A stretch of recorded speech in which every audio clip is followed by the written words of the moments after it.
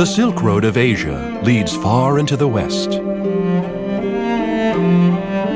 Along this ancient path, the winds of turbulent change are stirring once again.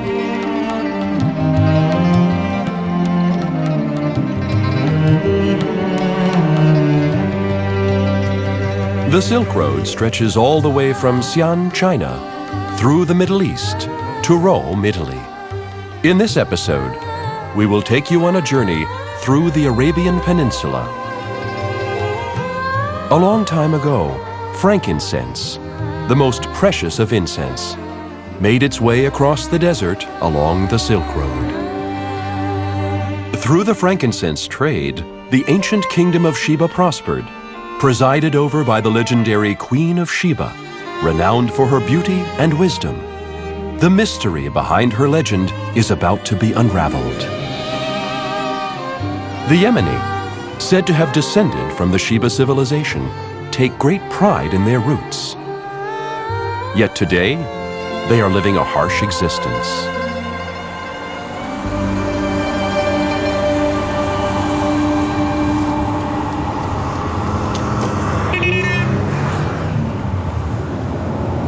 The Silk Road is also called the Incense Road in the Arabian Peninsula. First, we head for Yemen, a town established during the ancient reign of Sheba.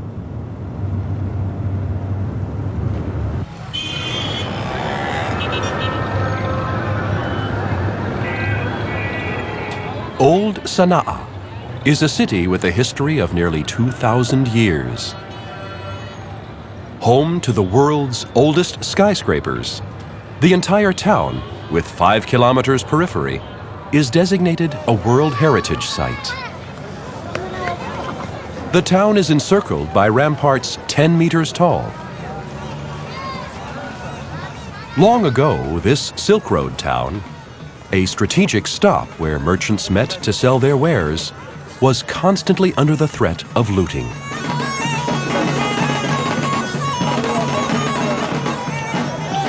This is a war dance that has been passed down from generation to generation. This is a real dagger called a jambiyah. Since the days of the Sheba dynasty, it is said that Yemeni men never part with their daggers.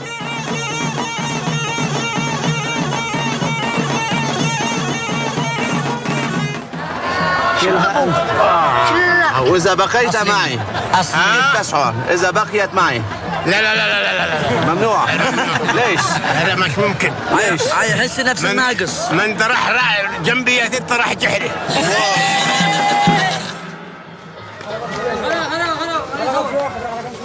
In a back alley of town, we discover an ancient treasure that is sold even in this day and age. إيش هذا؟ يبان من وين؟ يبان من أين؟ سقوط أي سقوط؟ This is frankincense, a specialty incense of Arabia, which brought prosperity to the ancient kingdom of Sheba. Its gently sweet and refreshing aroma is said to possess the power to cleanse the soul and body. هذا غالي بلدي.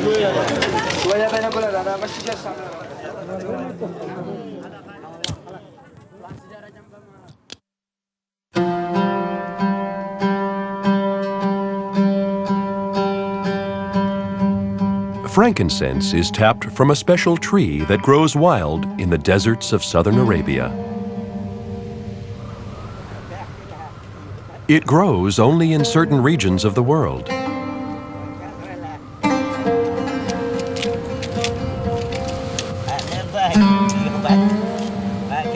When the bark is peeled, a white resin oozes out.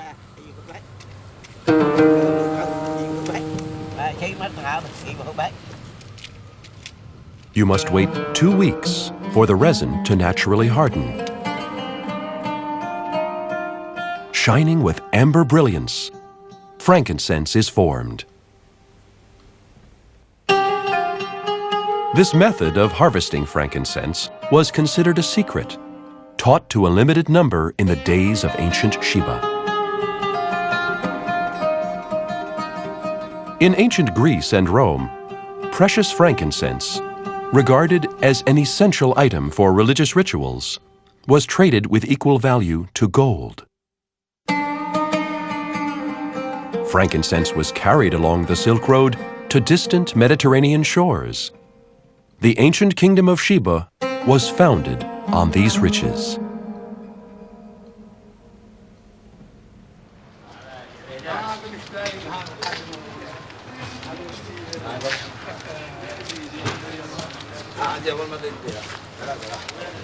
How are you? Hi, salam alaikum. How are you? One evening in old Sana'a, a man called out to us. How are you? Welcome, welcome. Come on, come on. Come on, come on. Welcome, welcome. The house. There is a small gathering about to take place at his home.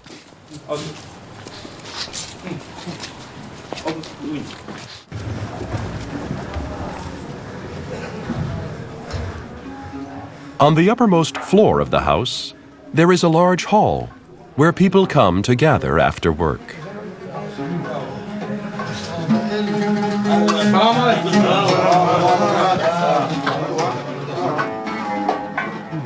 The townspeople seek relief from the day's fatigue by engaging in song or chit-chat with friends in the neighborhood. This is said to be a Yemeni tradition.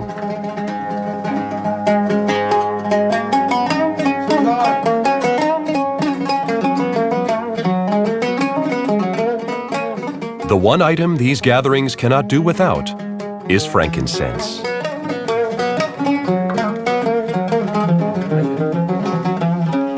Passing around an incense burner, they take in an aroma that has not changed since ancient times. Salam alaikum,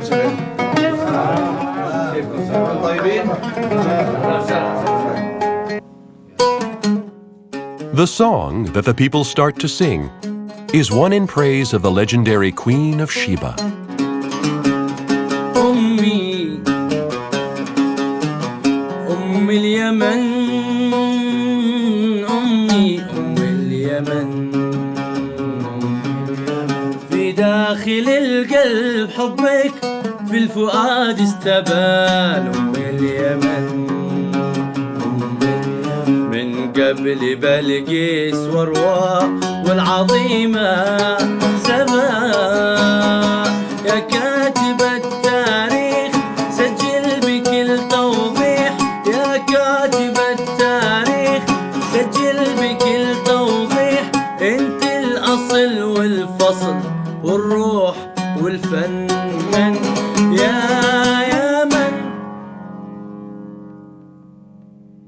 The legendary Queen of Sheba. She is said to have held a monopoly over the frankincense trade from which an enormous kingdom was built. She was written about in both the Bible and the Quran. About 3,000 years ago, it is said that the Queen of Sheba visited King Solomon, who reigned over Jerusalem, to question his wisdom.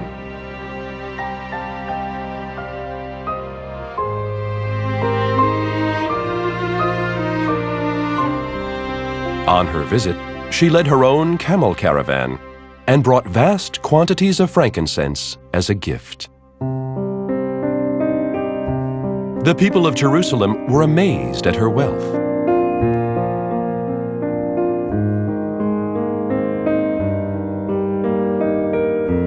The king and queen, who grew to admire each other after engaging in a battle of wits, fell in love, and the two countries formed friendly relations. A beautiful queen of incomparable intelligence. Painters of all ages and countries have sought to capture the archetypal queen and depict her image. No evidence of the legendary queen's actual existence, however, has been discovered. There is also much speculation as to where the queen had lived. Many myths about the queen have emerged in various regions, not only in Yemen, but also in Ethiopia and northern Arabia. Her existence and whereabouts are one of the great mysteries of ancient history.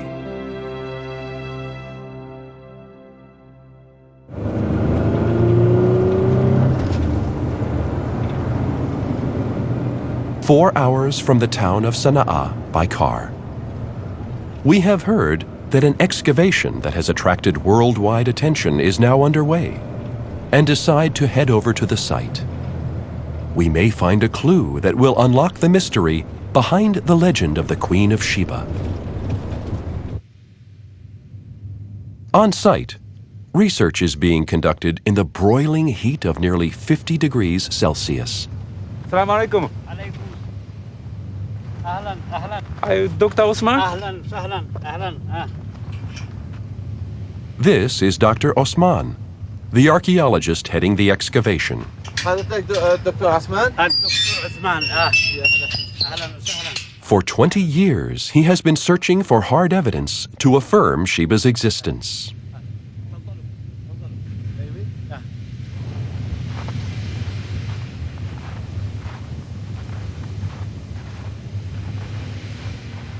Massive stone pillars come into our view.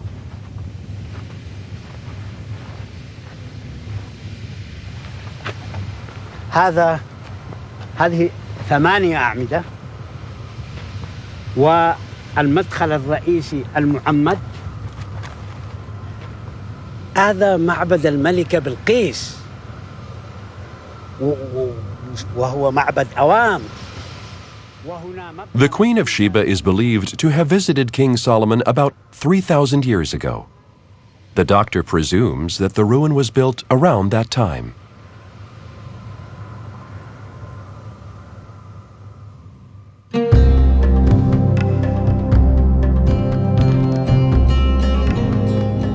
The outer perimeter of the temple is roughly 1 kilometer, a colossal ruin for which there is no precedent in the ancient Arabian Peninsula.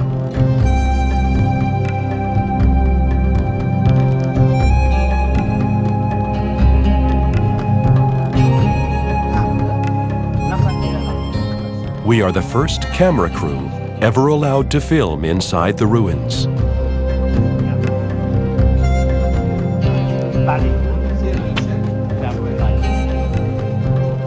Stone pillars rise sky high in front of the temple. In ancient Arabia, stone structures demonstrate a deep reverence for the heavens. Given this, the temple here is believed to have been dedicated to the moon god. The images carved into the walls are of creatures rarely seen in the desert. Faces of goats. The shape of their horns resemble that of a crescent moon. Thus, they are thought to be an incarnation of the moon itself. The moon was of grave importance to ancient caravan merchants, as their life and death depended on it. As caravans traveled by night to avoid the heat of day, the moon acted as a guiding light. The doctor believes that the Queen of Sheba herself also traversed the desert, worshiping the moon god along with the entire nation.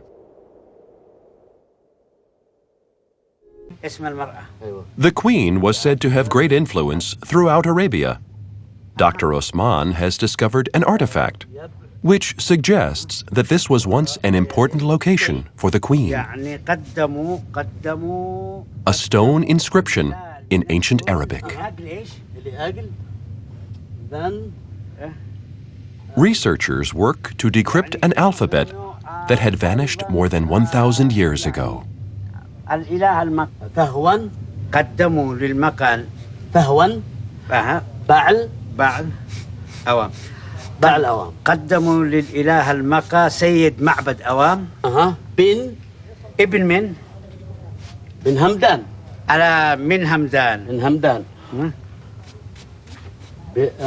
بأقوال. The words chiseled on the inscription indicate that worshippers from all areas of the Silk Road gathered here.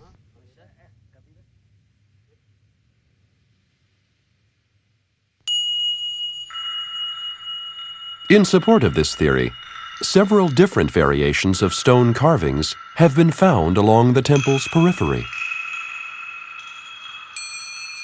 They are faces of people who had come to this holy place on a pilgrimage and lost their lives.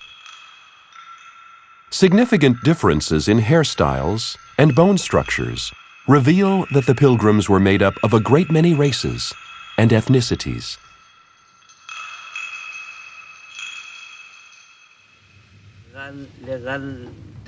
This discovery deepened Dr. Osman's belief that, in its day, the temple was once the cradle of Arab civilization and may even have been inhabited by the Queen of Sheba. نحن نعتقد إنه الملكة بلقيس كل الأدلة في هذا المكان. حيتحول يعني ما كان رواية وما كان اعتقاد إلى حقيقة.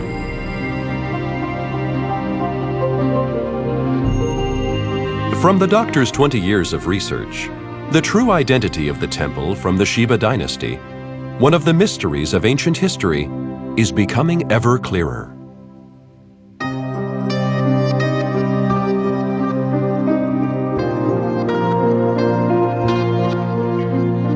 The colossal temple, complete with an oval-shaped hall, reveals the sheer wealth generated by the frankincense trade.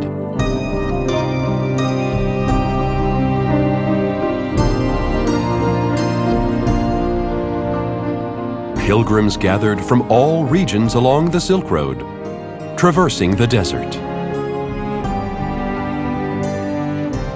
The inscriptions are believed to have been offered to the moon god by merchants who traded in frankincense.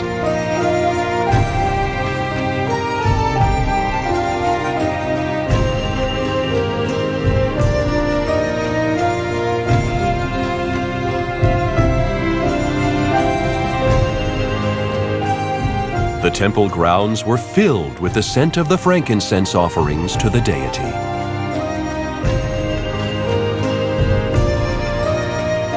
Pilgrims dedicated the inscriptions and prayed for a successful caravan and for the safety of their families.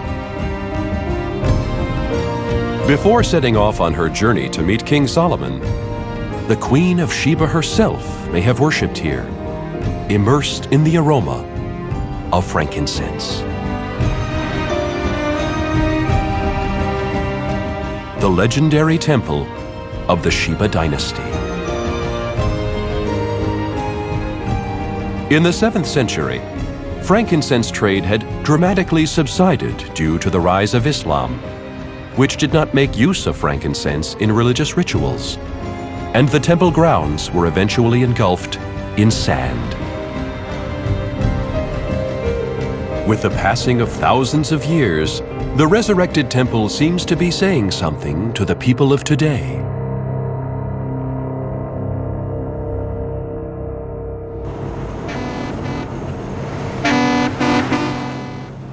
We decide to take the road on which frankincense was once carried and meet some of the Yemeni descendants of Sheba.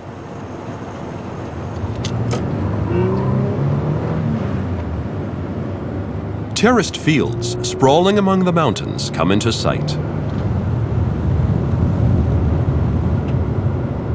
Most Yemeni live in such farming communities in the mountains.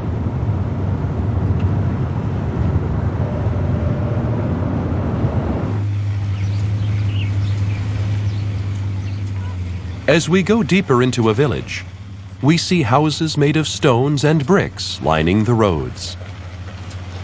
In this community of 1,200 residents, there is no running water or electricity.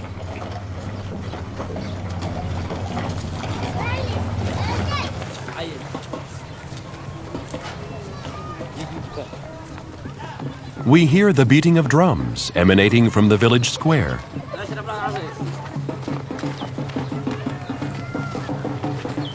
A farewell dance for the men who will depart from the village is about to start.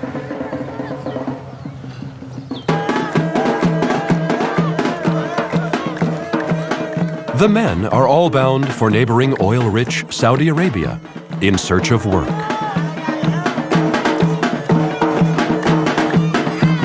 The villagers, for generations, have lived off the land by growing crops. But the number of men working away from home has increased in the last few years. Now, about 80% of the men have left the village. The increasing number of Yemeni searching for jobs abroad reflects the harsh reality of life at home.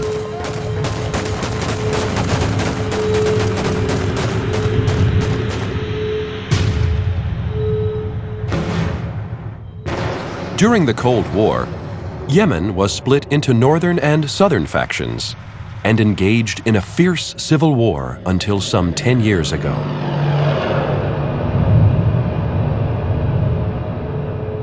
The number of casualties totaled over 100,000. Even in the war's aftermath, the nation suffers from inflation at an annual rate of 20% due to economic instability.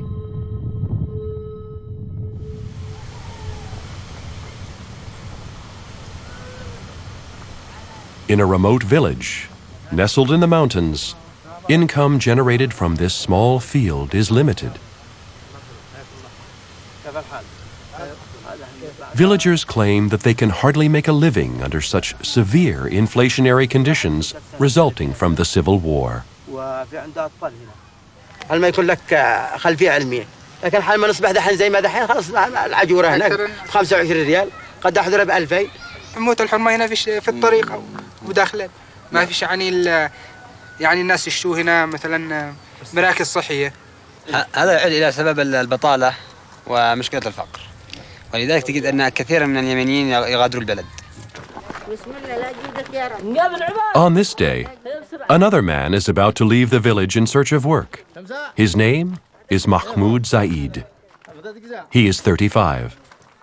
Until now, his main priority has been to be with his family, but he has made up his mind to go to Saudi Arabia to work.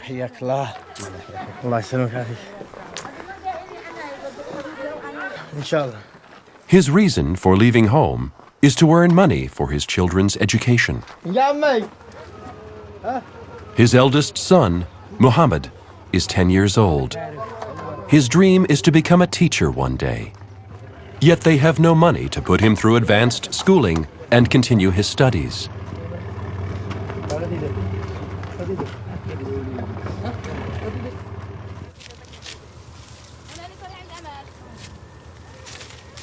Mahmoud and his wife have cultivated the terraced fields, which have been passed down from his ancestors.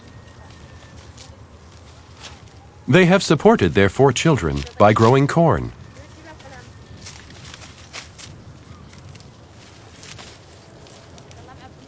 However, earlier this year, his wife was stricken by an illness.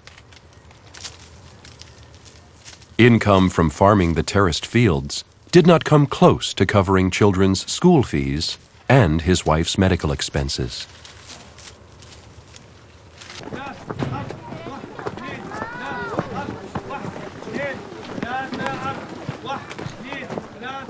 This is the local school Mahmoud's children attend. There are 600 students studying here.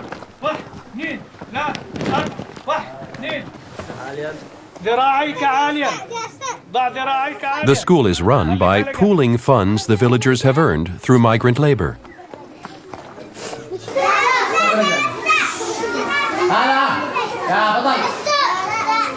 The school is not able to retain enough teachers, so it is a problem to manage primary school level classes.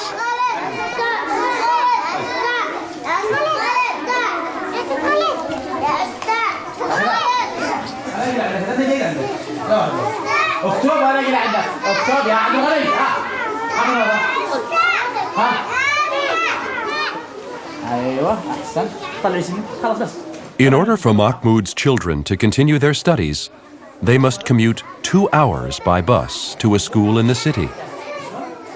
A large sum of cash is necessary just for the bus fares.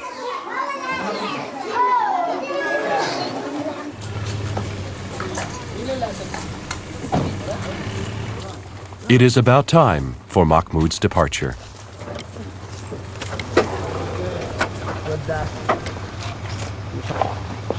مع ألف سلامة.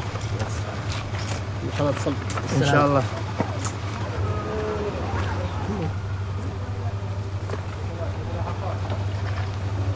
ادرسوا. ها؟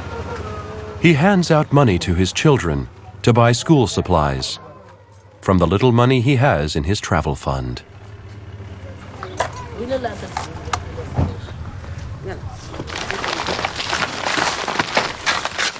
He entrusts his children to his aged parents due to his wife's illness.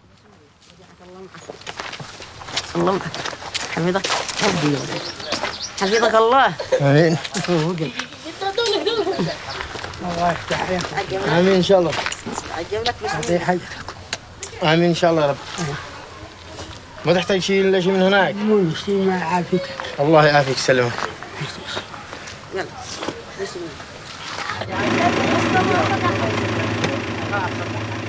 In Saudi Arabia, Mahmoud hopes to find a delivery job at a marketplace.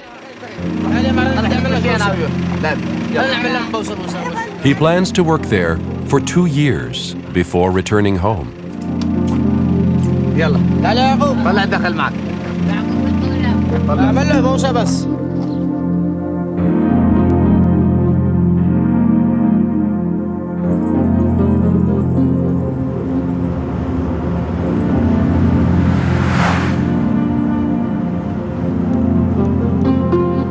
ودعنا الأولاد وداعا حزينا يعني صراحة ما أقول شعور يعني حاجة يعني أجلس هناك الآن أكثر من أسبوع وأنا حزين. أحس نفسي يعني كذا نفسي مفقودة شوية.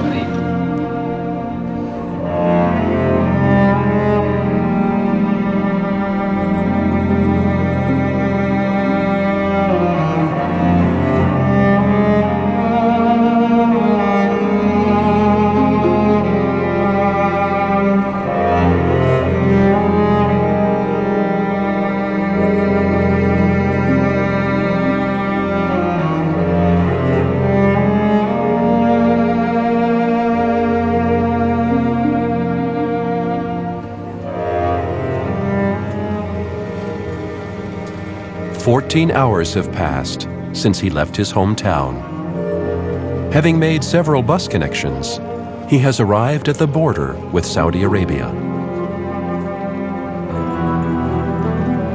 He left his Jambiya home, the traditional dagger of the Shiba dynasty, since it has been banned from being brought into Saudi Arabia.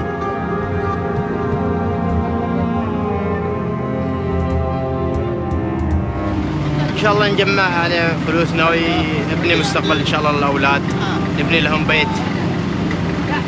هذا الذي في البال اهم شيء يعني ان شاء الله. نحاول نقتصد ان شاء الله، نجمع فلوس، نجتهد ان شاء الله تعالى.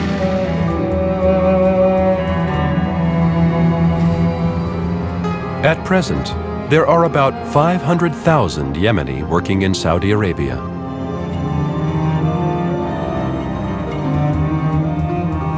The Incense Road, a route once trodden by the Queen of Sheba. Nowadays, her descendants travel north up the same road, seeking to tap into the wealth of oil.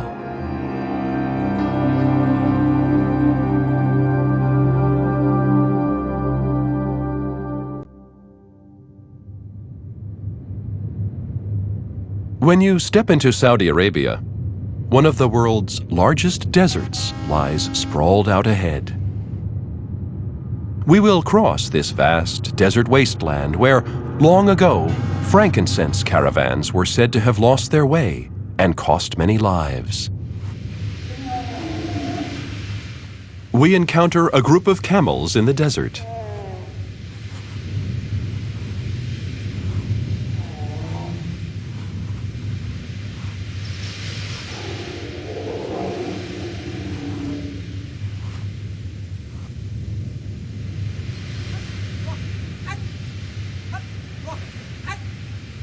The man leading the group is a Bedouin, a desert dweller. Bedouins have kept their traditional nomadic ways, moving about the desert in search of grazing land. It is believed that Bedouins once acted as guides for frankincense caravans on account of their knowledge of the desert.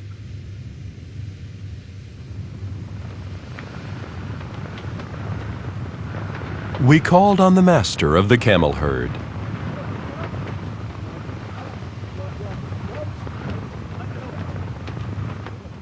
السلام عليكم. السلام، كيف الحال؟ مساكم طيبين؟ حياكم الله. عليكم السلام. السلام عليكم. حياكم الله. حياكم الله. There are 3 generations of 16 people living in this tent.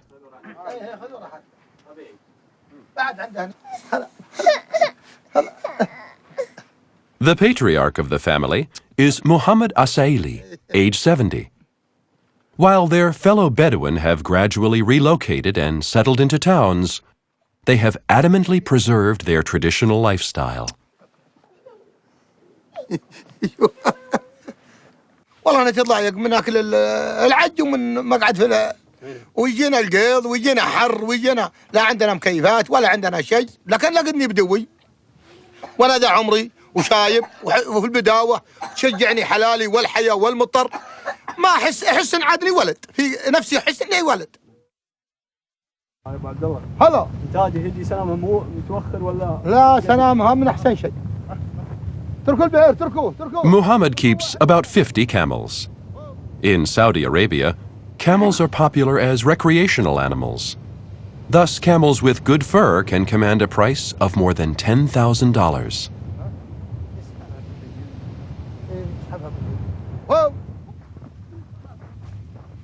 There is one daily refreshment that Muhammad cannot do without: freshly squeezed camel's milk. هذا يحط الشاي بولد، اللبن هذا يحط الشاي بولد.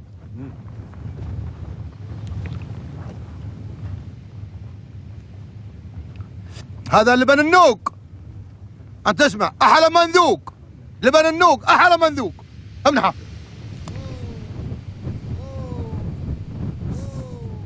Muhammad, a man who was born in the desert, dwells with camels and will return to the desert soil after death. Desert tribesmen have maintained their traditional life despite the flow of modernization.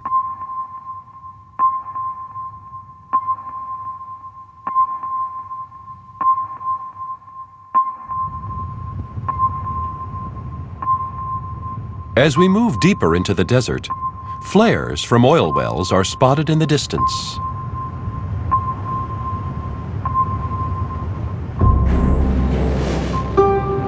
The amount of oil money flowing into Saudi Arabia, the largest oil-producing country, is about $170 billion per year. Instead of frankincense, which once brought prosperity to the Kingdom of Sheba, oil is now the prized treasure of modern Arabia.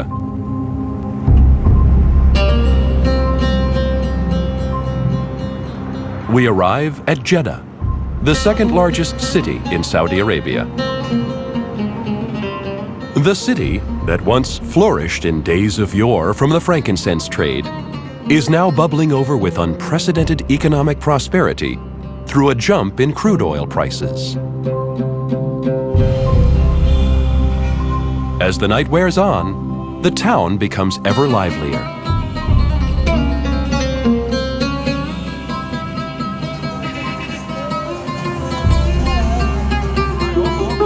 The streets are packed with young people driving luxury motor vehicles.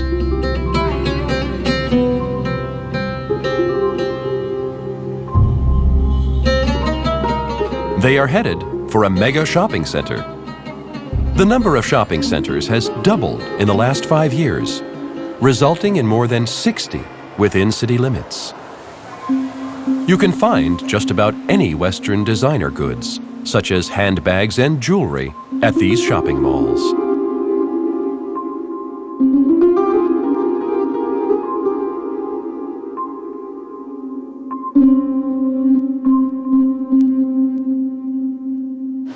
لا اذا في شيء عجبني على طول اشتري، ما في يعني احدد له ميزانيه. ما يقول لك مثلا الشهر هذا لك 1000 ريال 2000 ريال، ما يقول لك. لا يغير بس على حسب، يعني الواحد ما يمشي على هواه كثير. صح ولا لا؟ مو دائما. The owner of this shopping center is Abdul Ahmad Tagestani. He is called the Mall King of Jeddah because he has developed more than 20 shopping malls. تمام في بضايعكم كيف؟ والله جاك شيء جديد؟ والله ان شاء الله اي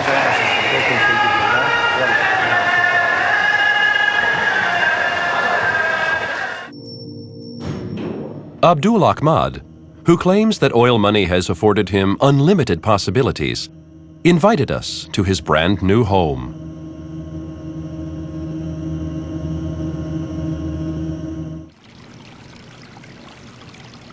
The home has 15 bedrooms and a heated pool, allegedly costing a total of $5 million to build. Abdul Ahmad started a small building contractor business 25 years ago. The company grew rapidly as it rode out a construction spurt fueled on by the oil boom. He hit it big with the next project he got involved in, shopping mall development, which today brings in annual sales of more than $500 million. His 4 children were educated at a private English-affiliated school, and the eldest son will be studying in the U.S. later this year. أي حاجة أبغاها الحمد لله بيوفر لي إياها. يعني بس تقول له بابا أبغى 100 ريال على طول يعطيك 100 ريال كذا؟ مو معقول. وهذا أبوي يعرف منين إذا سويت شيء غلط ما يديني.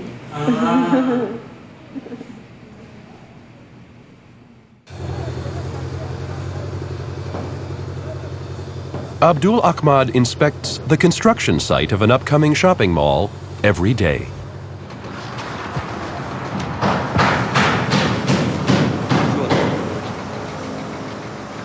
At the site, he checks the workers' productivity level.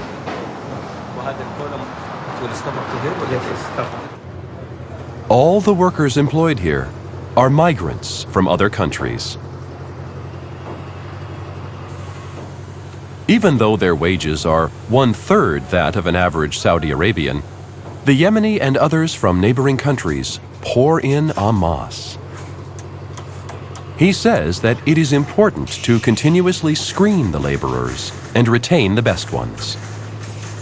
If he will do like this plastering, kick him out of the site immediately. This is all unacceptable. ترى حاجة زي كده وشغل كده خبط لزق من بدري اكتب لك خطاب انت برا الموقع ما ابغاك. يعني مو هذا المشروع. احنا لسه مقفلين مشروع ضخم جدا وهذا المشروع الآن تحت الإنشاء. هذه لازم يفهموها. ما عندناش حاجة اسمها تقاعد. هذه واحدة. Migrant workers who support Jeddah's growth all live in one part of town. It is Old Jeddah, a town with a 1400-year history.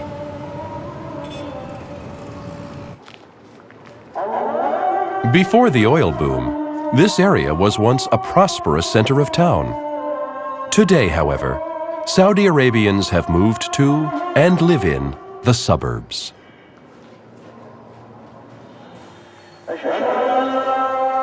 Laborers from abroad settled into the abandoned neighborhoods. Nowadays, they are said to comprise over 90% of the town's population. A girl is collecting discarded cardboard boxes.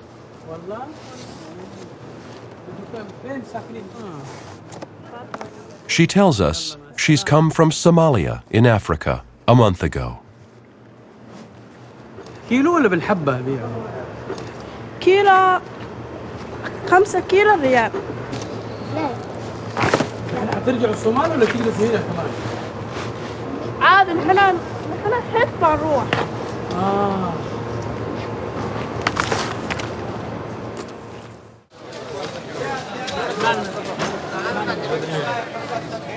we search and inquire about a Yemeni man at the market. Mahmoud, the man we met in the little mountain village, told us that in order to make money for his children's education, he would try to find work in this market. محمود قابلنا تعز هو من ما قد شفته ها؟ ما هو من عندنا لانه في نحن في محافظه هو محافظه. ايوه نحن محافظه لحاله محافظه بن سلاخ لحاله. تعرف اليمنيين كثيرين هنا. ايوه صح كثيرين بكثره مره. ايوه يعني مش قليلين. الشغل مو زي اول تعرف اول كان يمكن شويه تسهيلات كذا الان مثلا ينقلوا الدمام ينقلوا الطائف ينقلوا قدام ينقلوا بحسب المؤسسه اللي حسب المؤسسه اللي يشتغل فيها. A month has passed since Mahmoud left his remote village. In the end, there was no sign of him in this town.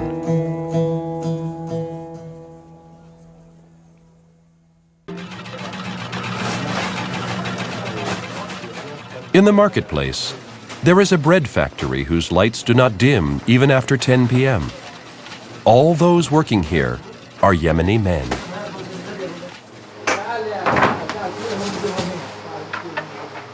Under the Saudi boss, they work from 4 in the morning till midnight for less than $340 a month.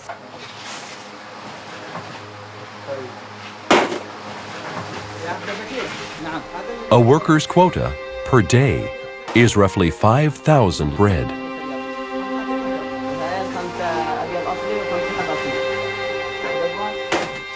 عبد العزيز طيب هذه ضروري ان يكون المروحه ساعتين قدامك عدو. The job is finished around midnight.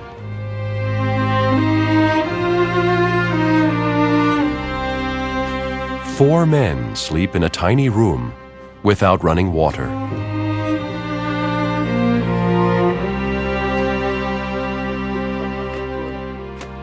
Every night, there is one thing they all gaze at before going to bed. These are pictures of their village in Yemen.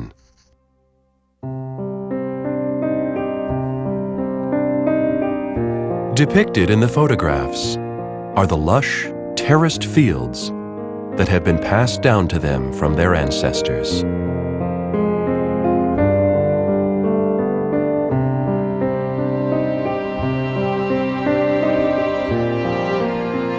والله شعور يعني اما اشوف البلاد ارتاح لها بلادي ارتاح لها ونستمر على هذا عندما اذكر البلاد فانظر الى الصور هذه واتذكر البلاد ونتمنى التوفيق.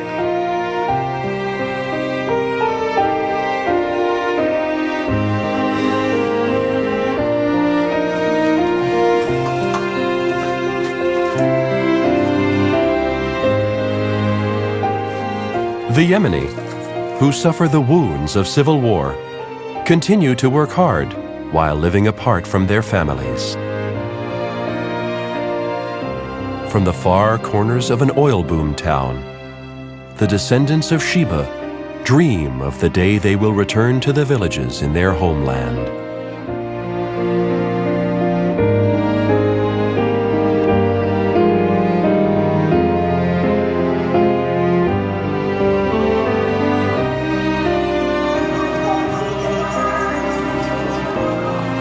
A Saudi Arabia brimming with oil wealth is perhaps best symbolized by a fountain hailed as the tallest in the world.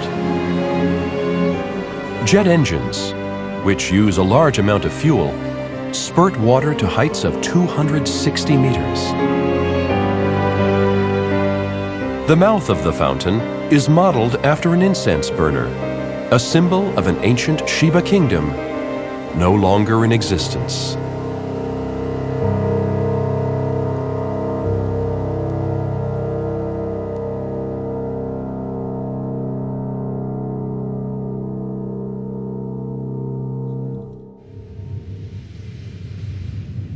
At the end of our journey, we stopped off at Madain Salah, a town in northern Saudi Arabia. The town once thrived as an important stop in the trade of frankincense en route for the Mediterranean.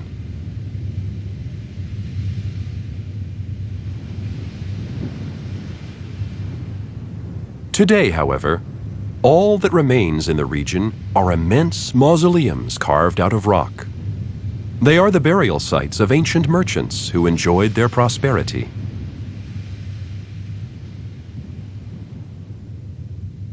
The town vanished, along with the fading of the frankincense trade.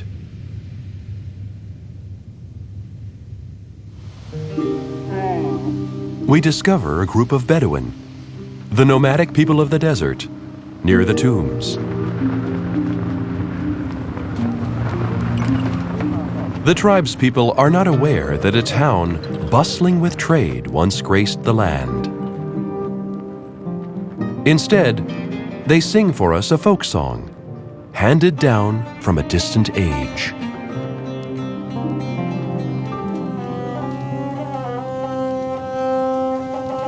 وخانت المقطان العوقيل محلوة مجمع سمر الليالي غادت بوها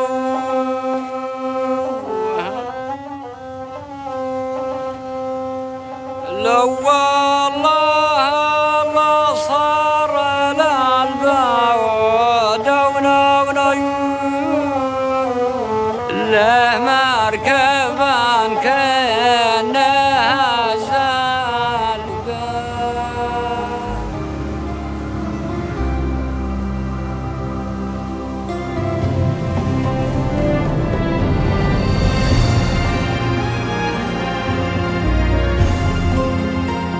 The Silk Road, a route running through the Arabian Peninsula.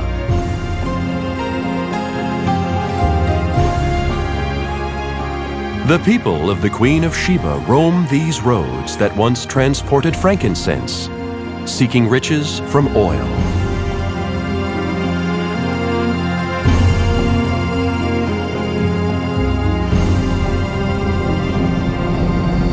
A song of the rise and fall of civilizations passed down through desert wanderers resonates across the scorched land, transcending the ages.